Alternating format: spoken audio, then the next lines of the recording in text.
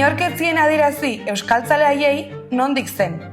Ez da nola egin ere, baina arian asmatu zuten bideari ekiten. Harriz harri, mugarriz mugarri, hamarkada zamarkada, auzolan erraldoiaren oinordeko izatearen ardura dugu. Euskararen herriak irauteko duen grinaren katebegi.